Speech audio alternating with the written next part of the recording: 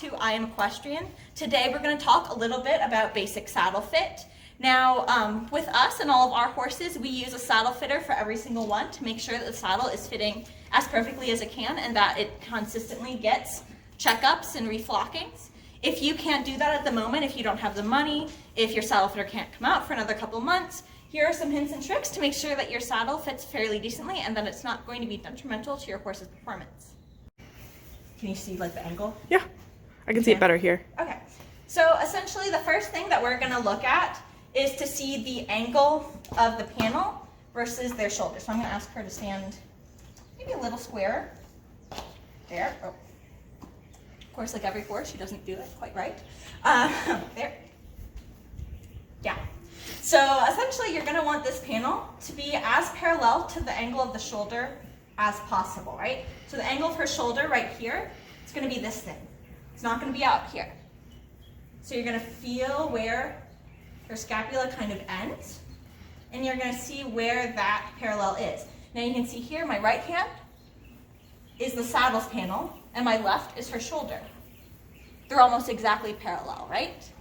And that makes sense for her because the saddle was custom fit to her. Her owner got the saddle fitter out, said, I want something that's going to fit this horse perfectly, and they did what they did, and magic was made. But if you don't have that, it makes sense if it's not perfect, if it's not custom done. But ways that you can kind of look again, we have this muscle right up here. This is not weight bearing. You cannot put weight on it, right? So you should be able to stick probably about 4 fingers between the top of the withers and in between the saddle right here. You can see where the saddle isn't touching this. Even if I put weight down, it's not really putting any weight onto all 4 of my fingers. So you're gonna need that or else they're gonna get really, very sore, right? So making sure that that's not there. And in fact, a lot of people, the one mistake they kind of make is making their saddle too wide. So they think, oh, my horse has really broad shoulders, so I'm gonna make the saddle even wider and wider and wider. The problem with that is that this panel right here, as it gets wider and it goes out, this is going to stick farther into that non-weight bearing muscle. So then it ends up that they're very sore here and that the saddle is gonna sit more like that and fall onto their withers because it's not being held up on the places that it's supposed to. So that, I think, is one of the main things that everyone should really know about saddle fitting to make sure.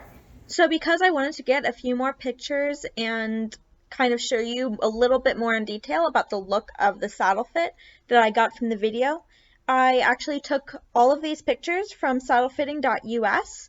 You can find them on Instagram and they have a blog. They're trained saddle fitters. Amazing, amazing account. I love listening to them all the time, and they were gracious enough to let me use these pictures. So here you can kind of see what I was talking about it having parallel to the horse's side and the panel of that saddle right there. So you can see there it's almost perfectly aligned and parallel. That's the same thing I was showing there, just in a different angle. This next picture I'll let you kind of pause and look at. I really think the picture is self-explanatory. I really don't have a whole lot to say on it other than it is an amazing, amazing visual and I love it so much. The next thing is, I'm sure you've heard this before, but just that the balance of the saddle is pretty even, right?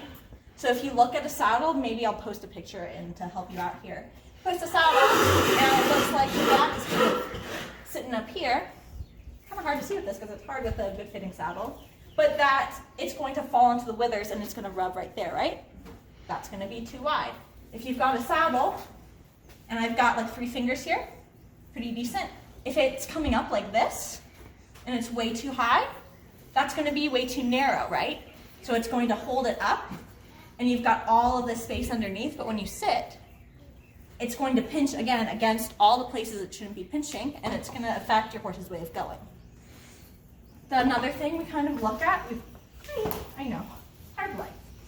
The other thing we kind of look at, you can see down here, I'm just going to show you a little here, are these underneath panels, right? So you want to make sure that there's no bridging. So as you feel, sometimes what saddle fitters would do is to put the girth on first for this. I also recommend this because the way that the saddle fits without the girth and with the girth changes slightly. We all know that, like as soon as you put weight, some things are going to change. So when you put the weight of the girth in, you want to be able to run your hand down and make sure that there's no gaps and there's no pressure points. Everything should be very light and even across. And then the final thing we look at, this is a little harder for me because I am not that tall, but you can kind of see there. I'm just going to show it to you. I can't reach up that far. Maybe a videographer can. Is that you've got space, right? So you can see her spine all the way through here. And then I can put, it's kind of hard to do right now, but I can put my hand here, right? And that I can see that on the sides of her spine, where everything's going to come out, that the saddle isn't pushing down on that. And then it's not affecting her bend or her balance, or when she moves that it's going to hurt. And then I just popped in this final visual from another post I really loved from saddlefitting.us. It just kind of shows you where the weight-bearing surface on your horse should be. So you see the trapezius is that little triangle that they have the X through. That's where you should not have any of your weight. And then it shows the weight-bearing muscles, longissimus, and where your saddle should stop before that last 18th rib.